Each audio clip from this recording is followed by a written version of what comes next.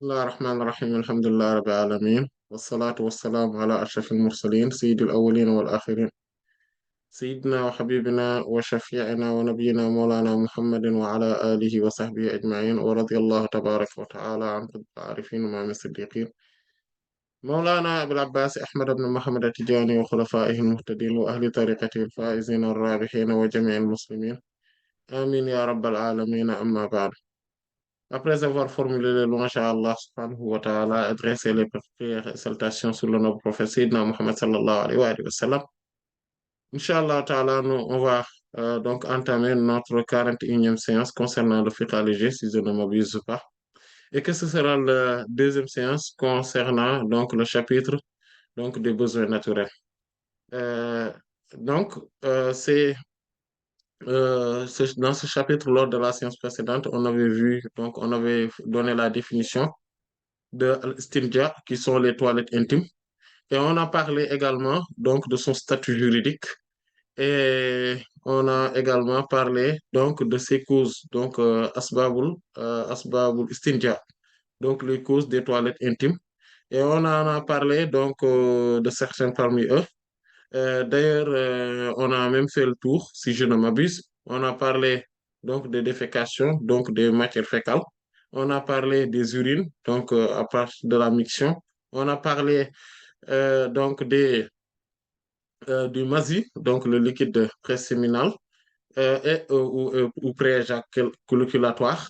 On a parlé du liquide prostatique qui est al-wadi et on a donc parlé également donc de ce qui ne le donc du sang al-dam et donc al-qayh aussi les pus donc qui a le même statut que le sang et qu'on doit laver donc si cela sort par les voies naturelles, donc les voies basses. Et on a parlé également donc de ce qui ne l'est pas. Par exemple, le statut donc, des gaz libérés ou bien donc, des suppositoires ou quelque chose de ce type, en tout cas, donc, qui sort et qui ne contient pas, bien évidemment, donc de souillure. Donc, quand son état est pur de manière donc concrètement ou matériellement pur, donc on n'a pas besoin donc de faire les toilettes intimes. Et aujourd'hui, Inch'Allah Ta'ala, on va commencer par parler donc d'autres sujets, toujours donc sur cette même lancée, et on va parler de as-salas ou al-hadath ad-da'im, c'est-à-dire les incontinences, ou bien donc les incontinences, c'est-à-dire as-salas, ou ou bien on peut dire aussi quand c'est ce sont des souillures ou des impuretés euh, des impuretés abstraites qui sont permanentes. Donc voilà, qui sont permanentes. Et dans ces cas de figure-là, donc on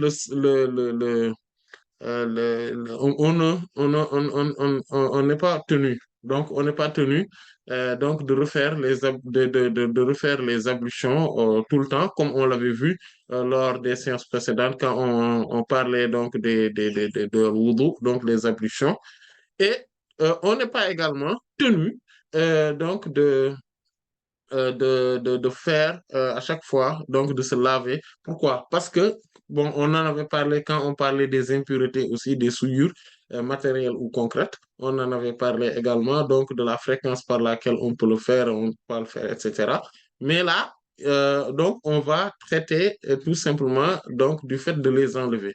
Donc, euh, il faudrait savoir que quand même, il est opportun de faire tout pour, quand on est, par exemple, victime de cette forme de maladie, c'est-à-dire de l'incontinence, donc que ça soit sous quelque forme que ce soit, hein, donc il est important donc d'essayer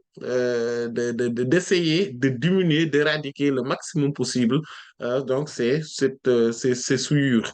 Même si cela n'est pas obligatoire chez les Maliks, rahmatullah alayhim. Donc, à chaque fois et à chaque fois, parce que à chaque fois cela arrive, donc on n'est pas tenu de le faire. Et par contre, comme le prophète sallallahu alayhi wa sallam a dit à Sayyidina Fatima bint Abi Hubaysh radiyallahu ta'ala anha, il dit فإذا جاءت حيضتك فامسكي عنك الصلاة حتى جاء الوقت الذي كانت فيها أيدي فإذا أدبرت فاغسلي عنك الدم ثم صلي فإذا أدبرت فاغسلي عنك الدم ثم صلي comme on l'avait vu dans le hadith qui est dans les Sahih que Sayyidatna Fatima c'est le hadith de Sayyidat Aïcha radhiyallahu anha qui dit que جاءت فاطمة بنت أبي حبيش إلى رسول الله صلى الله عليه وسلم فقالت يا رسول الله صلى الله عليه وسلم إني امرأة أستحاض فلا أطهر أفأدع الصلاة قال إن ذلك استحاضة وليس بحيض يزيد فإذا أقبلت حيضتك فامسكي عنك الصلاة فامسكي عنك عن الصلاة فامسكي عن الصلاة فإذا أدبرت فاغسلي عنك الدم ثم صلي donc c'est ce hadith-là dont on fait allusion et donc quand Sayyidat Fatima bint Abi Hubaysh radiyallahu anhu est venue vers l'envoyé d'Allah sallallahu alayhi wa sallam et elle a dit que moi je vois toujours des saignements et donc je ne suis jamais en état de pureté. Et est-ce que je vais abandonner définitivement la prière? L'office de la prière, le prophète sallallahu alayhi wa sallam lui a dit, mais non, en fait, cela n'est pas de la donc des menstrues, des règles, mais ceci constitue en fait des métallurgies. Donc, ce sont des saignements qui sont anormaux. Et donc, ce sont une veine. Et d'ailleurs, il a dit dans une autre version, inna dhalika laysat bihaydatin, innama dhalika irqan. Donc, c'est une veine qui est donc qui est déchirée, tout simplement. Il y a une forme de déchirure interne et donc qui provoque ce saignement-là. Et donc, le prophète sallallahu alayhi wa sallam dit que quand maintenant la période que tu voyais, donc tes règles arrivent, il faut que tu te retiennes par rapport à la prière. Et maintenant, quand cela repart, maintenant, il dit, donc lave-toi donc des saignements, summa salli, puis fais la prière. Et donc, on avait vu que c'est Urwa ibn Zubayr ibn al-Awwam. Donc, c'est Hisham qui l'avait rapporté d'Urwa ibn Zubayr ibn al-Awwam qui lui l'a rapporté de Sayyidat Aïcha radhiyallahu anha. Et Hisham donc euh, il dit que Urwa a dit, en fait, il faudrait savoir que quand il dit que le prophète sallallahu alayhi wa sallam lui a dit hein, qu'il faudrait qu'il fasse la prière ثم توضئي لكل صلاة puis fait la prière fait les ablutions pour chaque prière. Et donc ça c'est ce cas de figure là. Cependant il y a une autre forme, c'est-à-dire que donc ça, c'est pour ça que les Maliki rahmatullah alayhim disent que quand une femme est dans ces conditions-là, elle n'est pas tenue donc de faire les, les ablutions à chaque moment. Non, non, autant pour moi, elle n'est pas tenue à, à se laver. Ou donc, que ça soit donc ces formes de saignement-là, parce que ces formes de saignement-là, c'est juste une incontinence aussi. En fait, c'est pareil que l'incontinence. Donc, l'être humain donc, qui est victime de cette incontinence n'est pas tenu à enlever chaque fois la souillure donc en tout cas, de faire les toilettes intimes tout le temps. Il n'est pas tenu à faire les toilettes intimes tout le temps. Mais il est quand même important d'essayer de le faire, de le faire. Pourquoi? Parce que en tout cas, de se prémunir et de prendre toutes les précautions pour afin que cela n'arrive pas, que cela ne déborde pas, qu'il n'y aurait pas voilà, que cela ne déborde pas.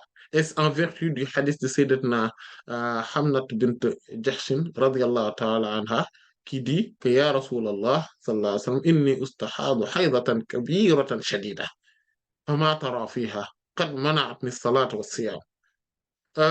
Il dit que, ô envoyé d'Allah, sallallahu alayhi wa sallam, moi, je vois toujours des saignements, mais avec donc des saignements donc, qui ressemblent à des menstrues, mais qui sont très, très, très importantes et très fortes. Qu'est-ce que vous voyez donc dans ces circonstances-là? Est-ce que cela, qad mana'atni salat wa siyam, est-ce que cela va m'interdire, donc va m'empêcher plutôt de faire l'office de la prière, d'accomplir l'office de la prière et le jeûne? Le prophète sallallahu alayhi wa sallam lui dit, An utu lakal kursuf. Donc, je te demande de prendre euh, donc, euh, donc le coton avec tout ce qu'il faut, donc avec donc des tissus ou voilà, comme une bande comme ça, et donc d'essayer d'empêcher donc l'hémorragie. Et en fait, cet empêchement d'hémorragie-là, ce hadith-là montre qu'il faudrait quand même prendre ses précautions par rapport à l'incontinence, c'est-à-dire que faire de telle sorte qu'il n'y aurait pas d'hémorragie ou en tout cas par rapport à si c'est du sang et des saignements plutôt. Et si c'est autre chose, par exemple des matières fécales ou des urines, etc. En tout cas, faire tout pour que cela ne déborde pas et que donc le maximum possible. Maintenant, quant au fait de le laver tout le temps, donc, ou en tout cas de faire des toilettes intimes, on n'est pas obligé, comme cela est connu chez les Malikites et d'autres savants, rahmatullahi alal jamia.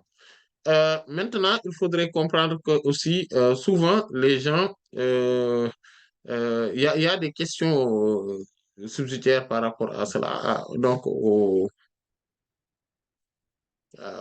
toilettes intimes, parce que certains pensent que, par exemple, quand on se lève donc du sommeil, voilà, il faudrait automatiquement aller faire ses toilettes intimes. Non, on n'est pas obligé. On n'est même pas obligé d'aller aux toilettes quand on se lève. Cependant, quand on a l'habitude de se lever et d'aller aux toilettes à chaque réveil, donc cela devient quelque chose c'est-à-dire que dont on pourrait plus s'en départir. Donc, cela va nous hanter. Et de telle sorte que cela devient un réflexe. À chaque fois qu'on se lève, que ça soit pendant la nuit, pendant le jour, etc., à n'importe quel moment, à chaque fois, quand on se lève, et on a tendance à aller aux toilettes pour faire faire les besoins naturels ou bien faire ou faire les toilettes intimes. Et ça, donc, faire les besoins naturels, si on a ce réflexe-là, c'est pour cela qu'il ne faudrait pas prendre ce réflexe-là tout le temps. Parce que quand on prend ce réflexe-là, quand on a ce réflexe-là, à un moment donné, cela devient en fait, quelque chose, cela devient même un handicap. En fait, à chaque fois qu'on se lève donc du sommeil, on est tenu. C'est-à-dire que c'est comme si dans notre tête, il y a quelque chose qui nous pousse et on a le ressenti, on a le sentiment qu'on est obligé d'aller aux toilettes. Et donc, et après, c'est ainsi que cela va se passer. Donc, durant toute la vie, on est condamné. Et or, si on lutte contre cela, c'est-à-dire que, en tout cas, plutôt c'est pour les enfants qu'on puisse ne pas les obliger, les contraindre à le faire. Pourquoi? Parce que si on les contraint, cela devient une habitude et à partir de ce moment-là, à un moment donné, cela devient une condamnation. On est condamné à ça. Donc, et à vie. Voilà. Donc, ou bien, en tout cas, ce sera très difficile pour un adulte de lutter contre cela. Maintenant, ça, c'est le simple fait d'aller aux toilettes. Maintenant, il y en a certains qui pensent que maintenant, même si on a pas ressenti le fait de se soulager, donc on n'a pas ressenti le besoin de se soulager, de faire ses besoins naturels, ou quoi que ce soit, donc que ça soit la défécation ou la miction, certains pensent que quand même il faudrait aller donc se laver, donc faire ses toilettes intimes, etc. Non, ça c'est faux. Il n'y a rien qui nous l'impose. D'ailleurs, Allah subhanahu wa ta'ala nous dit بعد أعوذ بالله من الشيطان الرجيم يا أيها الذين آمنوا إذا قمتم إلى الصلاة فاغسلوا وجوهكم وأيديكم إلى المرافق etc. Donc ainsi de suite. Donc il a akhir donc, Allah subhanahu wa ta'ala nous dit, ô vous qui avez véritablement cru et qui placez votre sûreté à Allah subhanahu wa ta'ala, si vous vous levez, voilà. Donc, et les savants donc disent que si vous vous levez, donc cela signifie si vous vous levez du sommeil. Donc, si vous vous levez et donc et pour aller faire la prière, donc il dit lavez-vous le visage, etc. Donc en parlant, donc en citant les membres qui sont obligatoires lors des ablutions. Donc À partir de ce moment-là, il faudrait comprendre qu'on n'est pas obligé donc de passer par les toilettes. Euh, Maintenant, on va statuer sur des questions qui aussi pourraient, donc, qui sont importantes. Il y a donc la première était sur, sur le fait, donc, quand on se lève du sommeil. Mais il y a aussi une deuxième question, c'est الترتيب بين الاستنجاء والوضوء. Donc, donc l'agencement ou l'ordonnancement entre al-istinja, donc les toilettes intimes, et al-wudu, les ablutions. Donc, donc, il n'y a pas donc un agencement prescrit. Ça, c'est l'avis de tous les. Donc, c'est un consensus donc chez dans les écoles juridiques, à part, bien évidemment, certains parmi les Hanbali, rahmatullah alayhim, qui, dans leur mazhab, il faudrait quand même. Il est préférable pour eux. Il est préférable, donc, de débuter d'abord par al-istinja, c'est-à-dire les toilettes intimes avant de faire les ablutions. Mais dans les autres écoles, il n'y a pas, même pas cette forme de préférence-là. Pourquoi? Parce que tout simplement, non seulement il n'y a pas de dalil là-dessus, il n'y a aucun argument, il n'y a aucune preuve pour cet agencement-là, mais ce sont des choses qui ne sont pas euh, interconnectées. En fait, ils ne sont pas interdépendants. Donc, euh, euh, euh, elles ne sont pas interdépendantes. Donc, on peut bien faire les ablutions et après faire les toilettes intimes. Quand quelqu'un peut aller aux toilettes, faire ses ablutions d'abord avant de se laver. Cependant, si on considère que, par exemple, le fait de toucher les parties intimes sans intermédiaire, parce que aussi on peut utiliser comme on a vu, comme on le verra, Inch'Allah, on peut utiliser de l'eau, des papiers toilettes, des cailloux, des mouchoirs, des tissus, etc. Donc, à partir de ce moment-là, on n'est pas obligé d'avoir un contact direct entre les paumes de la main et les parties intimes. Quand on n'a pas cela, il n'y a aucun souci, il n'y a aucun problème par rapport à l'istinja, donc par rapport aux toilettes intimes. Euh, la troisième, donc plutôt on va partir donc sur, donc oui, la troisième c'est الترتيب بين الوضوء والتيمم. Voilà, tayammum. Donc c'est l'agencement entre al wudu, donc les ablutions, et non, al-istinja, ben, al-istinja, donc les toilettes intimes, et al-tayammum. Donc, le tayammum, c'est quoi? Ce sont les ablutions sèches. Quand n'est pas en mesure donc d'utiliser de l'eau, donc soit on ne l'a pas ou on n'est pas en mesure d'en faire usage, donc on ne peut pas donc faire les ablutions donc avec de l'eau. On ne peut pas non plus faire de lavage rituel. À partir de ce moment-là, on utilise donc la terre pour faire des ablutions sèches, ce qu'on appelle at-tayammum. Cependant, quand on doit faire ce at-tayammum, les fuqaha maliki rahmatullah alayhim exigent donc un ordonnancement, un agencement entre al-istinja, ce qui est les toilettes intimes et les ablutions sèches. Pourquoi? Parce que si on enlève, si on fait les ablutions, donc il ne faudrait pas prendre trop de temps pour faire la prière. Donc, parce que les ablutions doivent être suivies immédiatement, ou en tout cas pas avec un temps long, de la prière. Donc, ils doivent être suivis presque immédiatement ou par l'office de la prière.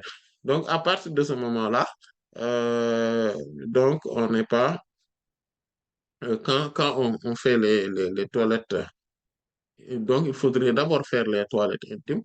Dans ce cas de figure, on n'a pas d'eau, hein, donc on utilise donc les papiers toilettes ou les torchons, les mouchoirs, euh, etc. Donc les cailloux, etc. Et donc on fait les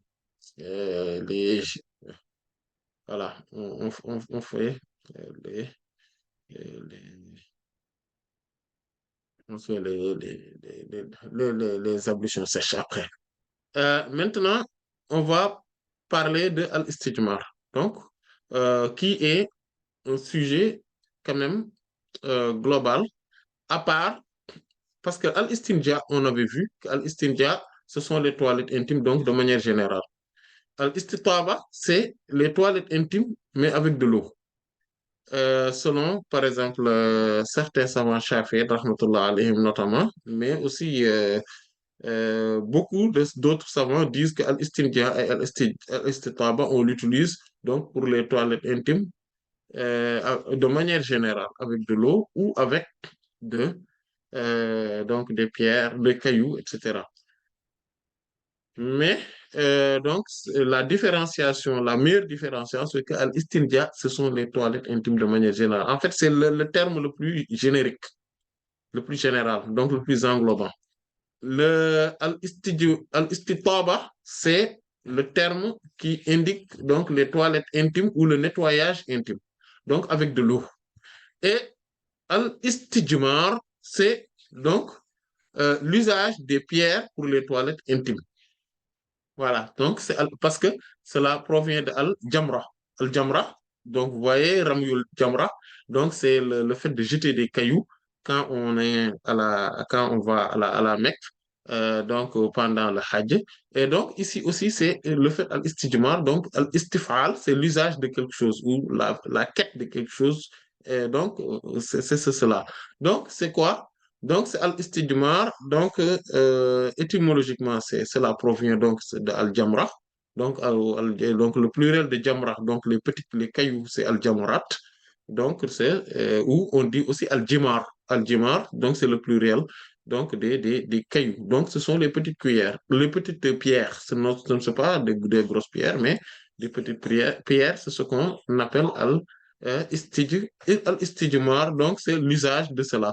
Maintenant, quand on vient donc chez les fuqaha, rahmatullah alayhim, donc les juristes, eux, quand ils parlent d'al-istijmar, ils veulent dire izalatul khabath min al-makhraj bil-hijarati aw ghayriha. Donc, c'est le fait d'enlever al-khabath, donc les souillures abstraites, donc, min al-makhraj, donc de ces voies de sortie habituelles, d'accord? Donc, bil hijarati aw ghayriha, donc avec al-hijara, donc les cailloux, voilà, les pierres aw ghayriha ou autres.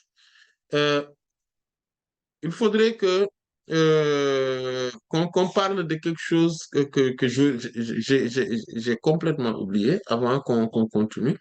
C'est quand maintenant la personne, par exemple, a eu donc un autre point de sortie habituel.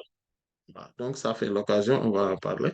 Donc, quand on voit que quand ce sont les voix basses, donc cela concerne les voix basses. Al-istinja, les toilettes intimes, voilà, dans sa globalité, ne concernent que les voix basses. Mais quand on a une autre voix, c'est-à-dire quand, par exemple, on est opéré, il y a un problème par rapport à une des voix basses, c'est-à-dire que donc l'organe génital ou bien le derrière, comment on fait? Et que qu'on est opéré, voilà, il y a une autre voie basse qui a été donc conçue par les médecins. Donc, ce qui est artificiel. Là, donc, on fait aussi al-istinja, donc on fait les toilettes intimes, donc à partir de cela, de cette voie-là aussi. Donc, ça aussi, c'était à rappeler.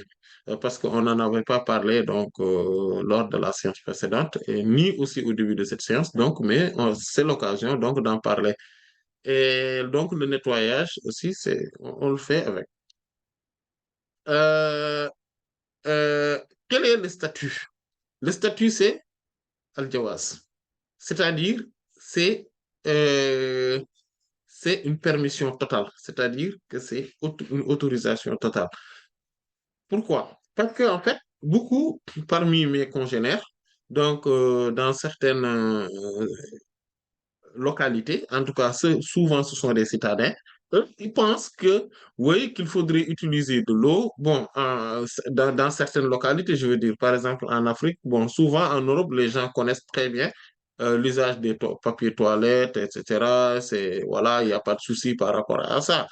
Mais souvent, en Afrique, les gens pensent beaucoup, surtout les citadins, parmi certains, chez certains Africains, bon, peut-être aussi chez certains Européens dans le monde arabe, peut-être aussi, j'en sais pas grand-chose. Mais en tout état de cause, ce que je veux dire, c'est que à notre époque, il y en a certains citadins qui pensent qu'il faut que l'usage de l'eau est obligatoire et que même si on a de l'eau, on est tenu, c'est-à-dire qu'on ne peut pas utiliser des cailloux ou des papiers toilettes seulement si on a de l'eau. En fait, ça, c'est certains le pensent comme ça, alors que non. En fait, on peut avoir de l'eau, mais en abondance et utiliser ces cailloux ou des papiers toilettes seulement et uniquement quand on va aux toilettes.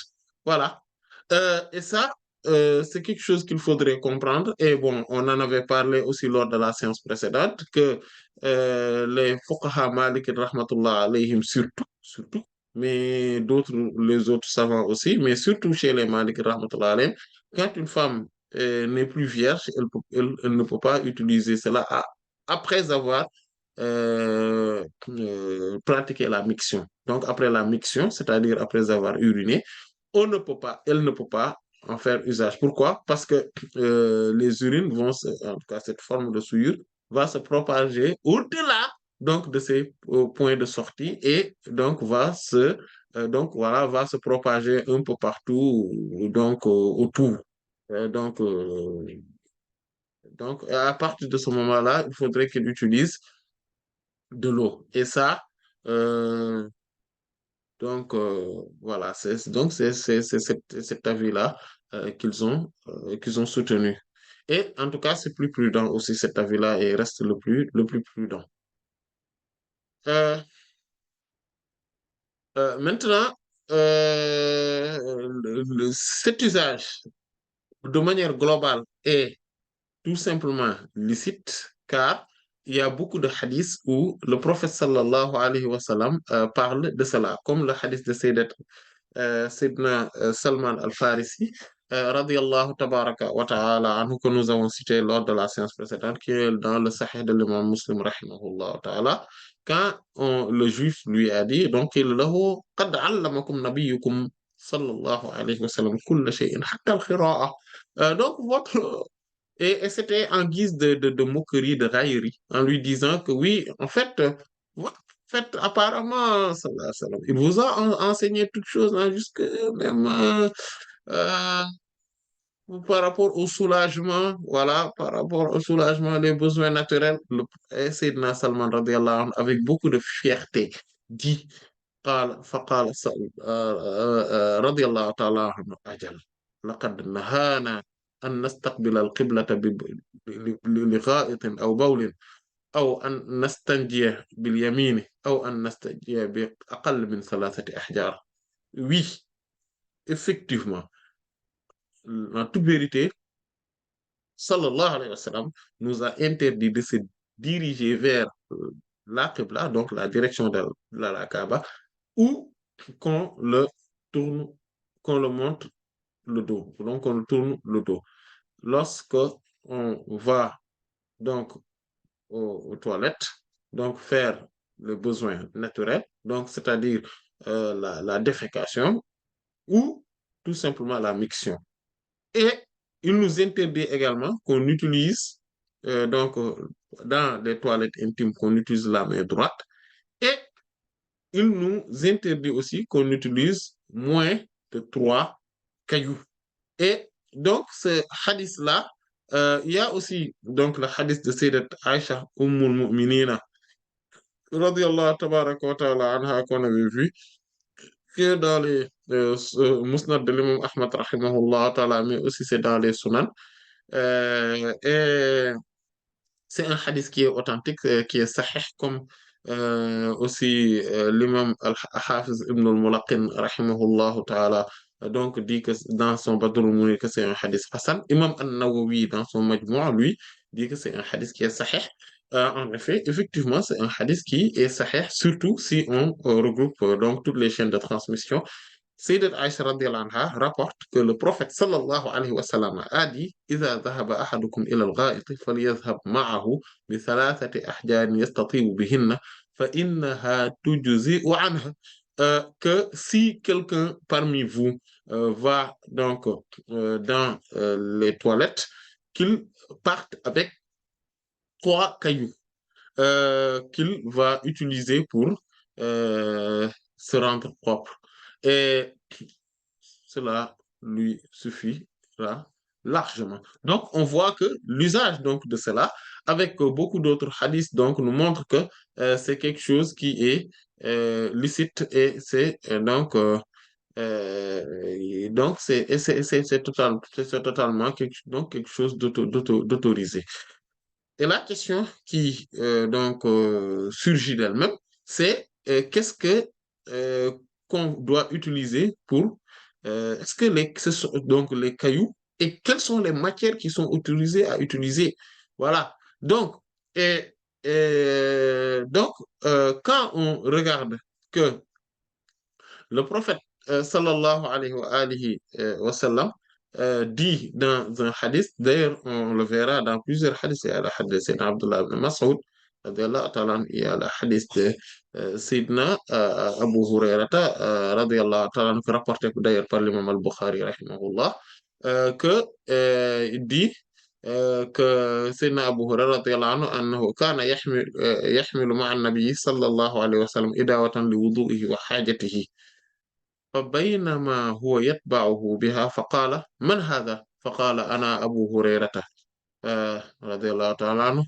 فقال ابغني أحجارا أستنفض بها ولا تأتيني بعظم ولا بروثة. Dit que le prophète sallallahu alayhi wa sallam, parce qu'il était au service du prophète sallallahu alayhi wa sallam, et il avait porté donc avec lui, dit donc un récipient donc d'eau pour faire les ablutions et aussi pour les besoins naturels. Et au moment où il suivait le prophète sallallahu alayhi wa sallam, le prophète a dit, mais qui c'est? Qui c'est? Il a dit, c'est moi Abu Huraira, radiyallahu anhu, Ana Abu Huraira, radiyallahu anhu. Et le prophète sallallahu alayhi wa sallam lui dit, cherche-moi, Ibrini, ahjaran astanfidhu biha. Donc, cherche-moi des cailloux avec lesquels donc je vais utiliser euh, pour pour la propreté. Et il dit cependant, voilà ta'ti bi azamin. N'amène pas donc donc d'os. Voilà bi rawsa. N'amène pas également des matières fécales, donc des excréments. Donc, lorsque le prophète sallallahu alayhi wa sallam a bien précisé ces choses-là, qu'il ne faudrait pas les utiliser, cela montre qu'on peut utiliser toute autre chose à part donc ces choses-là. Et maintenant, tout qui est interdit et qui ne pourrait pas être utilisé, c'est parce que on a fait l'analogie, le qiyas, donc ou le parallélisme, donc avec ces deux choses-là. Et Inch'Allah, ta'ala, on les verra, Inch'Allah. Mais cependant, donc, c'est ce qui nous poussera à parler donc des conditions. Donc, les conditions de ce qu'il faudrait utiliser. Bien évidemment, ce qui rentre à part cela, ce qui rentre dedans, c'est l'argent. Donc, il y a, comme on avait dit, il y a les cailloux, de toute forme que ce soit. Il y a donc des tissus, il y a des papiers, il y a les feuillages d'arbres, il y a les bâtons ou du bois, etc. Donc, on peut utiliser donc pas mal de matières, de plastique, etc. Mais il y a des conditions quand même qu'il faudrait remplir. Et c'est sur ces conditions-là qu'on va regarder. Donc, la première chose, c'est que si ce sont des cailloux, qu'il faudrait qu'il faudrait qu'il soit au moins 3, comme on l'avait vu dans le hadith de Sayyidina Salman al-Farisi radiallahu anhu et de Sayyidatna Aïcha radiallahu anha précité. Mais aussi, il y a le hadith de Sayyidina Abdullah ibn Mas'ud radiallahu anhu qu'on avait dit qu'on va le voir, Inch'Allah ta'ala. Sayyidina Abdullah ibn Mas'ud, radiallahu ta'ala anhu, donc, son fameux hadith là qu'on avait vu, si vous vous rappelez, lors, parce qu'on parlait que, donc, des matières fécales ou bien des urines des animaux dont la viande n'est pas consommable, donc licite, n'est pas licite à la consommation. Donc, on avait dit que leurs matières fécales ou leurs urines étaient des souillures ou des impuretés concrètes. On en avait parlé, on avait rapporté d'ailleurs ce hadith-là comme preuve, là, qui est dans donc ce hadith-là qui est dans les sahih, notamment dans le sahih de l'imam al-Bukhari, rahimahullah, où il dit que atan nabi sallallahu alayhi wa sallam al-gha'ita fa amarani an atiyahu bi thalathati ahjarin fa wajadtu hajarayni waltamastu thalitha falam ajidhu فأخذت روثة فأتيته صلى الله عليه وسلم فأتيته بها فأتيته صلى الله عليه وسلم بها فأخذ الحجرين وألقى الروثة وقال هذا ركس. Donc, il dit que le prophète sallallahu alayhi wa sallam donc était allé donc aux toilettes et il m'a demandé de lui apporter 3 cailloux. Donc, j'ai trouvé 2 cailloux et j'ai cherché le troisième, mais je ne l'ai pas trouvé.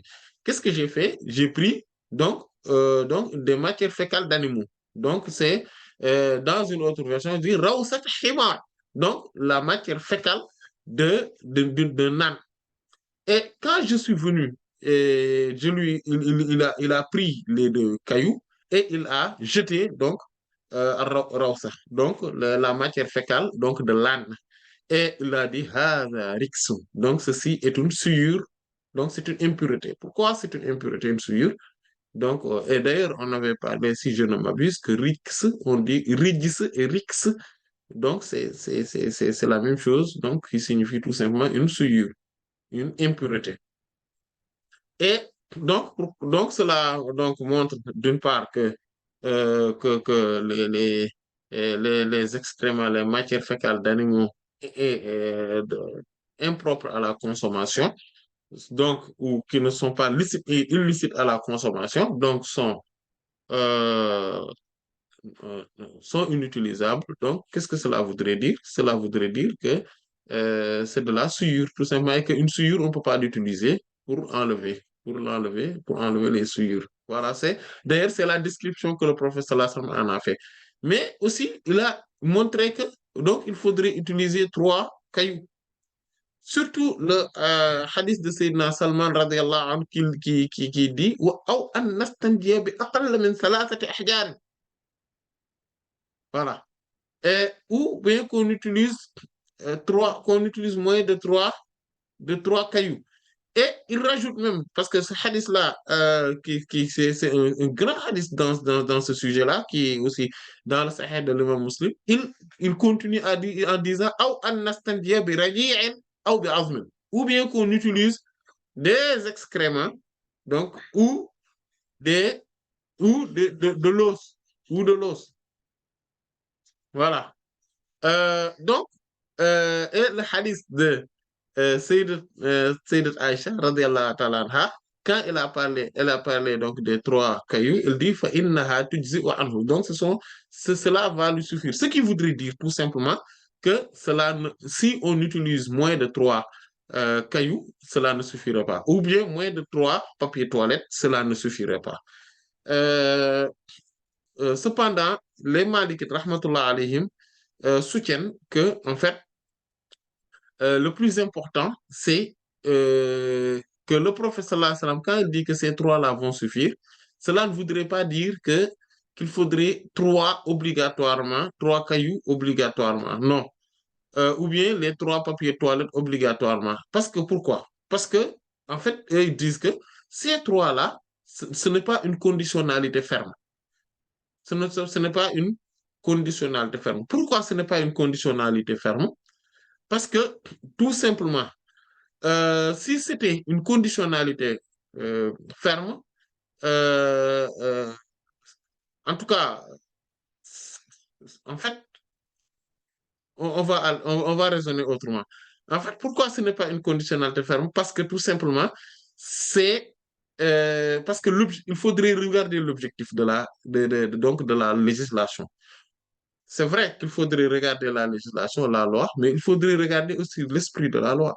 Et l'esprit de la loi, c'est quoi? C'est le fait de se rendre propre. Dire, ce hadith de Sayyidina Abdullah ibn Mas'ud radiyallahu anhu en est une preuve. Quand il a jeté l'autre pierre, il a utilisé les deux seulement. Et quand il a utilisé les deux seulement, donc cela voudrait dire que l'usage de trois pierres, de trois cailloux, n'est pas une obligation.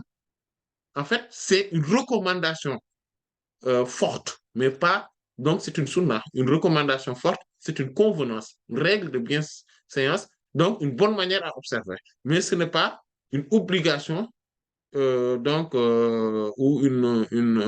commandement formel. Non. Euh, et d'ailleurs, qu'est-ce que est l'esprit? L'esprit de la loi, c'est quoi? C'est le fait de rendre l'endroit propre, les parties intimes, de les rendre propres. C'est ça l'esprit. Donc, quand on utilise une seule pierre et que cela suffit, ou deux cailloux, c'est bon. Mais c'est parce que le prophète sallallahu alayhi wa sallam sait que pour une bonne partie des gens, l'usage de trois pierres, c'est ce qui va vraiment faire l'affaire. Et donc, il le dit naturellement. Mais cela ne voudrait pas dire que l'usage de trois pierres est une condition ferme. Et, et d'ailleurs, les autres savants, notamment les Shafi'ites et les Hanbalites, rahmatullah alayhim, rejoignent les Malikites sur cette question-là en disant que, mais attendez, quand on a même une pierre, mais qui a côtés, qui a trois côtés, d'accord, on peut utiliser les trois côtés différents donc de la pierre. Mais pour eux, il faudrait quand même faire l'usage de trois au minimum. Voilà.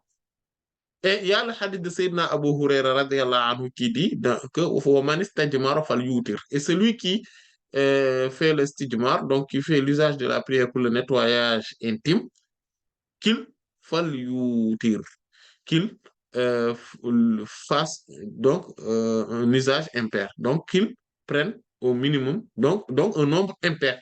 Et donc ce nombre impair-là, et ce hadith-là, chez les Malikites, rahmatullah alayhim aussi, c'est un argument. Pourquoi? Parce que, parce que le caractère impair donc de ces pierres-là, c'est ce qui est, donc, 3 aussi fait partie des nombres impairs. Et un fait partie des nombres impairs aussi.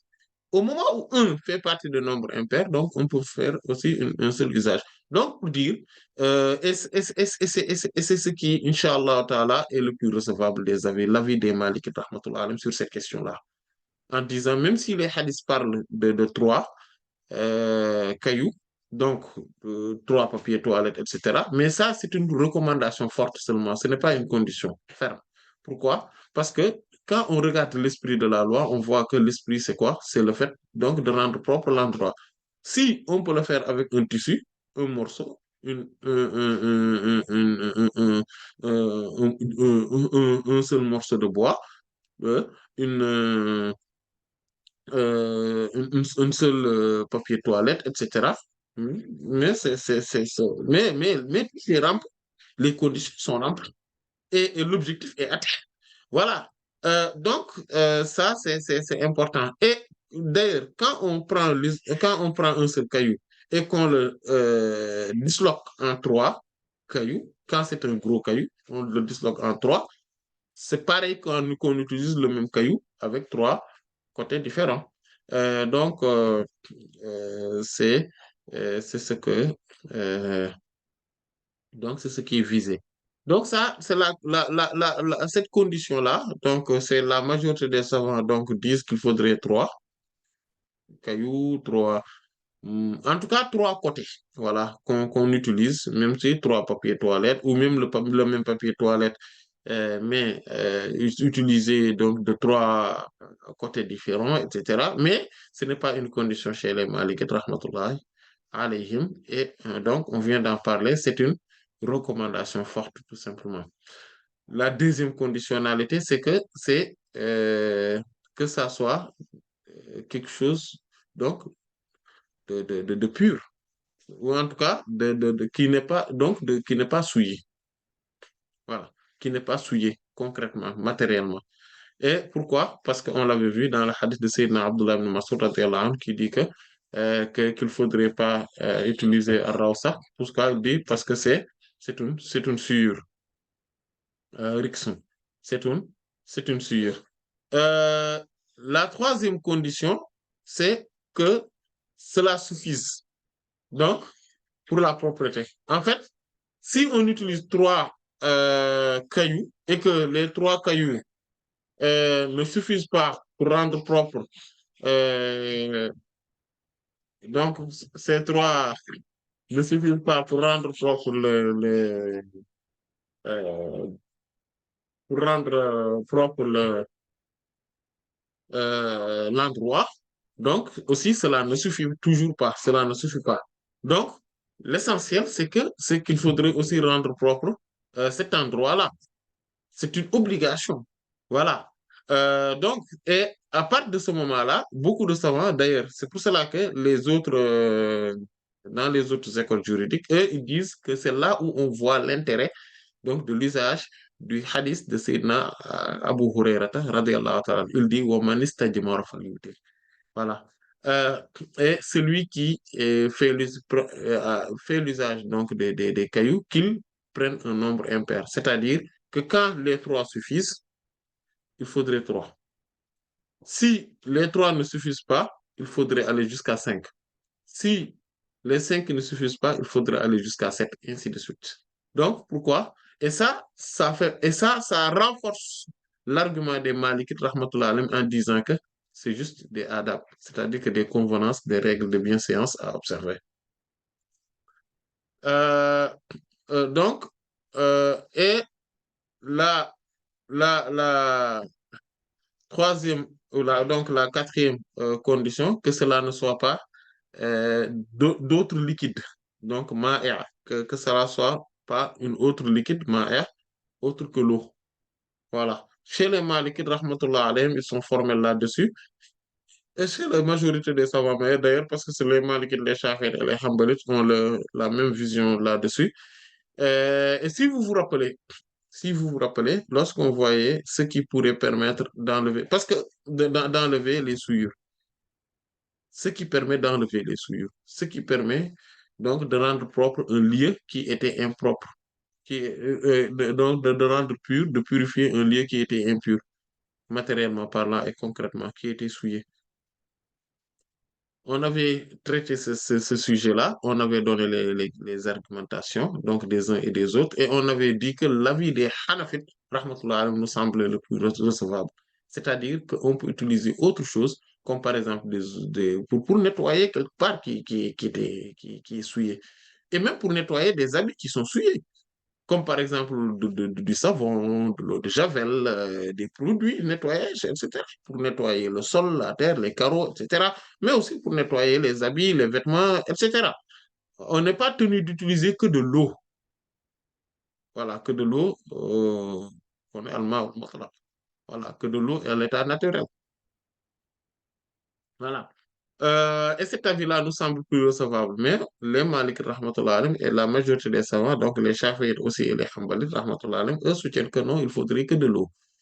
Euh, mais d'ailleurs, le fait que le prophète sallallahu alayhi wa sallam ait permis l'usage des cailloux donc, et tout ce qui tourne autour montre encore une fois donc, la solidité de l'avis des Hanafites rahmatullah alayhim, qui disent que non, non, non, on peut utiliser par exemple du vinaigre, on peut utiliser aussi comme par exemple ma'ul ward, c'est-à-dire donc de l'eau rose, l'eau de rose plutôt, de l'eau de rose, etc. Voilà. Bien évidemment, chez les Malikites, rahmatullah, c'est illicite même d'utiliser toute autre chose. Pourquoi? Ces formes de liquide, pourquoi? Parce que chez eux, comme cela n'enlève pas la souillure, cela propage la souillure. Donc, pour eux, selon eux, cela propage la souillure. Mais cet avis-là ne nous semble pas plus recevable et Allah en sait davantage. La cinquième condition, donc, c'est que cela ne soit pas euh, donc une matière solide, souillée, comme par exemple, que cela ne soit pas, donc, raus, c'est donc les matières fécales, ou bien azm. Donc, comme les hadiths qu'on a cités l'ont bien dit, et il y a aussi également le hadith de Sayyidina Abdullah ibn Mas'ud radiyallahu ta'ala anhu, qui est dans les deux sahih de l'imam al-Bukhari et de l'imam Muslim rahmatullah alayhima.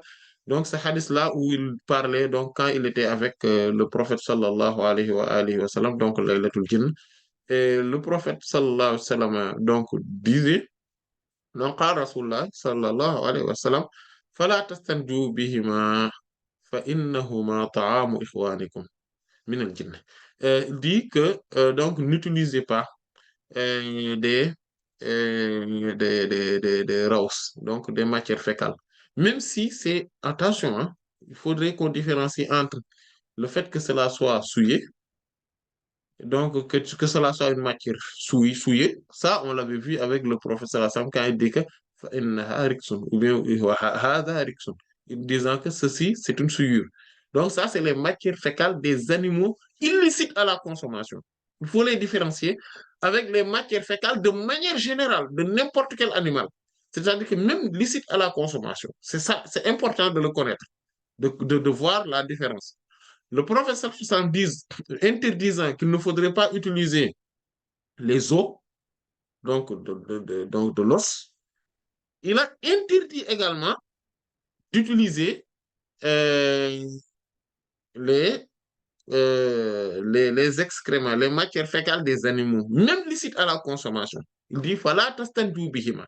Il dit pourquoi? C'est un hadith, comme nous venons de dire, qui est dans les deux sahih, de l'imam al-Bukhari et de l'imam Muslim, alayhima rahmatu wa ridwanul mun'im. Il dit que, pourquoi? Il dit, fa innahuma ta'amu ikhwanikum min al-jinn. Ce sont, constituent la nourriture de vos frères parmi les djinns, parmi les génies. En fait, qu'est-ce qui se passe? Il l'a précisé dans un autre hadith. Il dit que quand le le, le djinn dit, les djinns disent Bismillah en présence de ces os, donc de ces squelettes d'animaux, ou bien en présence donc de ces matières fécales des animaux, cela se transforme en viande consommable chez eux dans leur monde et ils vont le consommer. Maintenant, quand l'être humain en fait usage, cela va les souiller. Donc, en fait usage, lorsqu'il se soulage, lorsqu'il va aux toilettes, donc cela va les souiller. Donc, c'est pour cela que le professeur cela me demande de ne pas les utiliser. Il y a aussi le hadith de Sayyidina Jabir ibn Abdullah al-Ansari, radiyallahu ta'ala anhu, qui est dans le Sahih de l'imam Muslim, où il dit que Naha Rasulullah sallallahu alayhi wa sallam an yutamassaha bi azimin aw bi ba'irin, ou bi ba'rin, ou bi ba'rin. Ba'r, c'est les matières fécales, d'accord, des, euh, donc des chameaux, des, ou des veaux, des vaches, voilà, du bœuf. Voilà. Et donc, il dit qu'il ne faudrait pas l'utiliser. Il ne faut pas donc s'essuyer avec, ni aussi s'essuyer avec de l'os. Donc, il ne faudrait pas en faire usage. Et donc, ces hadiths-là, surtout, donc, le hadith de Sayyidina Abdullah ibn Mas'ud, radiyallahu anhu, nous montre aussi, donc, l'autre question, la sixième. C'est qu'il ne doit pas être quelque chose qui est muhtaram. Allah yakuna muhtaraman. Qu'il ne doit pas être quelque chose de sacré. C'est-à-dire, comme par exemple, de la nourriture. Donc, par exemple, on ne peut pas utiliser, par exemple, si même par exemple, tant bien même chez les Hanafis, rahmatullah alayhim, qu'on peut utiliser le vinaigre, ou donc de l'eau de rose, ou bien en tout cas quelque chose ou de l'eau savonnée, etc. Mais on ne peut pas utiliser par exemple du jus de fruits, des jus de mangue, les jus d'orange, tout ça là. Non, on ne peut pas l'utiliser, c'est de la nourriture. On ne peut pas aussi utiliser donc une nourriture comme par exemple, des, euh, tout ce qui est, euh, tout ce qui est consommable, du riz, du mil, etc., tout ça, les céréales, on ne peut pas les utiliser. Mais il y a une question qui vient derrière. C'est que quand on utilise, par exemple, euh, de, euh,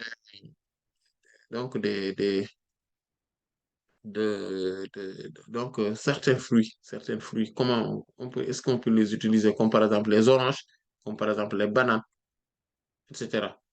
Parce que, en fait, ils ont une particularité, ces formes de fruits-là. Pourquoi? Parce qu'on consomme ce qui est à l'intérieur, mais ce qui est à l'extérieur, on peut l'utiliser. Et ce ne sont pas des choses nuisibles. Et donc, à partir de ce moment-là, donc on ne peut pas utiliser, par exemple, ce qui est consommable, ce qu'on mange là dans la banane, on ne peut pas, mais on peut utiliser donc euh, ce qu'on peut effriter, là, ce qu'on enlève, comme par exemple quand on fait l'épuration, voilà, ou la, la, voilà. Donc, on peut utiliser la partie extérieure, la partie externe, donc de ces des zones-là, mais après avoir l'épulché, attention. Donc, quand on l'épulche, après avoir les épulchures, on peut les utiliser. Mais pas au moment avant de les avoir épulchés, mais après les avoir épulchés. Voilà. Pourquoi? Parce que de toute façon, on ne les consomme plus. Et ça, c'est au cas où ce ne sont pas destinés à la consommation, donc autre, voilà, que cela.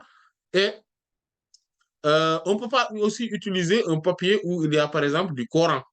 On ne peut pas utiliser, c'est pour cela qu'on parle de choses sacrées. Ou bien il y a le nom d'Allah, subhanahu wa ta'ala. Et même quand on a écrit dedans des mots, voilà, voilà, des textes qui sont susceptibles d'être des textes qui parlent de la religion, etc. Tout ça, on ne peut pas, on peut pas les utiliser parce que ce sont des choses sacrées. Comme Allah subhanahu wa ta'ala dit, ذلك ومن يعظم شعائر الله فإنها من تقوى القلوب. Et dans une autre ayah, donc de la même sourate, il dit ذلك ومن يعظم حرمات الله فهو خير له عند ربه. En effet, voilà, celui qui vénère les symboles d'Allah subhanahu wa ta'ala, cela fait partie donc de la précaution et donc des cœurs, donc pour atteindre les hautes sphères de la spiritualité, pour atteindre les sommités spirituelles.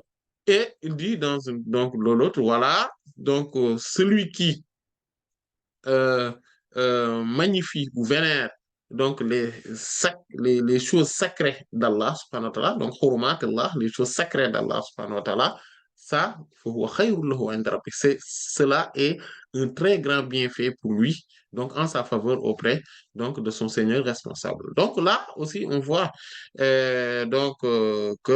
ne peut pas utiliser donc n'importe quoi. Et il y a aussi le hadith de Sayyidina al-Mughira ibn Shu'ba radiallahu ta'ala anhu, qui est dans les deux sahih, où le prophète sallallahu alayhi wa sallam dit, il dit, Inna Allah harrama alaykum uquq al-ummahat wa wa'd al-banat wa man huwa uwahat wa kariha lakum wa qala wa kathratu su'al wa ida'atu al-mal. Voilà. Parce que euh, le prophète sallallahu alayhi wa sallam, donc, il a interdit un tas de choses, parmi lesquelles il dit le fait de manquer de respect ou de considération aux mamans, donc, ou bien le fait donc de sacrifier les filles, voilà, donc, et puis, donc, d'empêcher donc l'usage donc des choses utiles. Mais il dit, il y a aussi beaucoup de choses aussi qu'Allah subhanahu wa ta'ala n'aime pas chez vous. Quand il a rendu illicite certaines choses, il dit, voilà, qila wa qala, qila wa qala.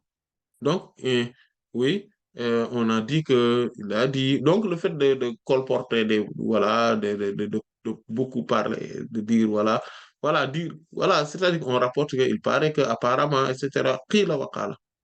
Qila, ça signifie on a dit que, wa qala, il a dit que. Voilà. Kasratu qila wa qala, ça c'est interdit. Aussi, kasratu su'al, aussi des interrogations, voilà, abusives. Voilà. poser des questions abusives donc dans la vie des gens, dans des choses qui ne nous regardent pas, etc. Tout ça, idaatul mal. Mais aussi le fait euh, de, de, de, de, d'avoir un mauvais usage du bien matériel. C'est-à-dire que idaa, c'est le fait de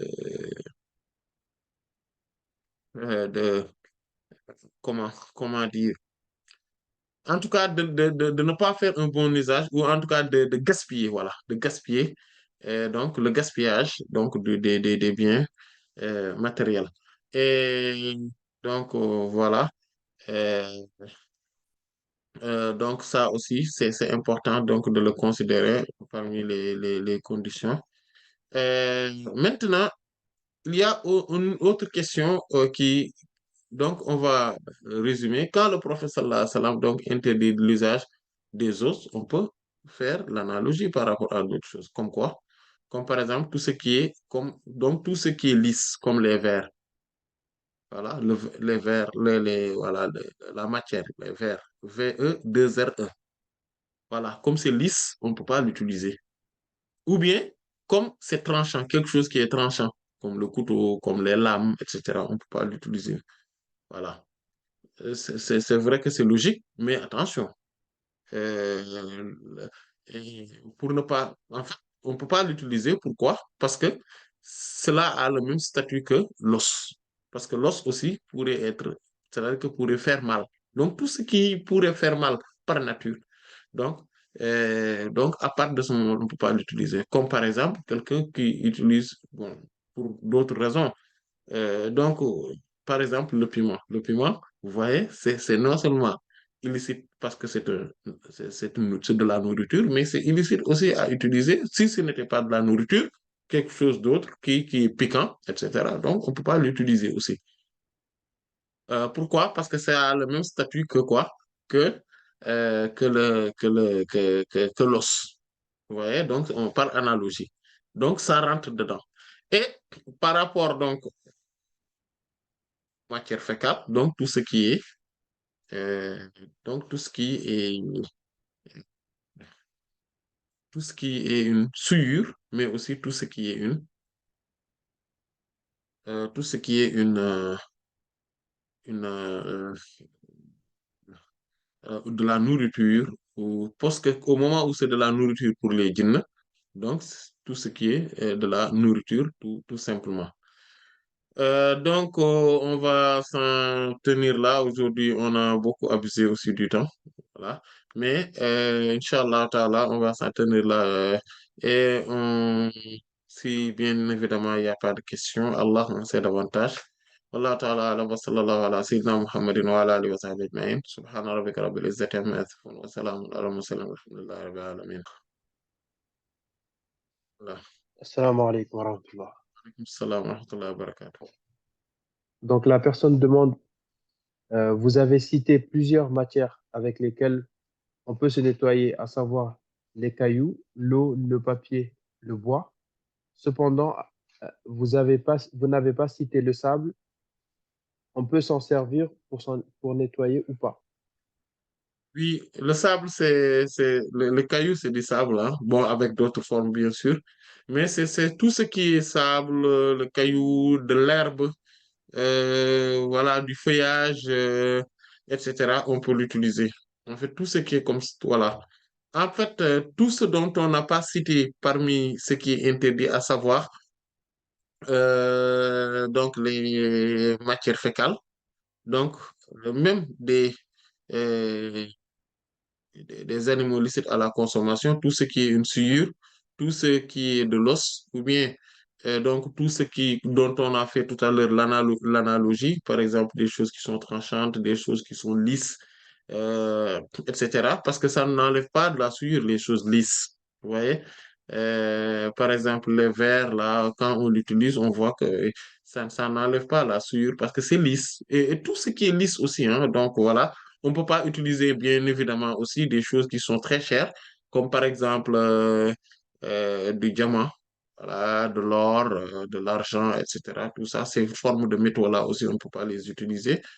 On ne peut pas aussi utiliser tout ce qui est Donc, voilà, globalement, c'est ça hein, qu'on ne peut pas utiliser. Voilà, je pense que j'ai fait le tour. Si j'ai oublié quelque chose, je pense que je l'ai cité aussi dans le cours et Allah en sait davantage. Wallahu ta'ala a'lam. Jazakumullahu khairan. Et comme si voilà, il n'y a plus de questions, donc on va s'en tenir là. Allah ta'ala a'lam wa sallallahu ala sayyidina Muhammadin wa ala alihi wa sahbihi ajma'in. Subhana rabbika rabbil izzati amma yasifun wa salamun ala al mursalin. Alhamdulillahi rabbil alamin.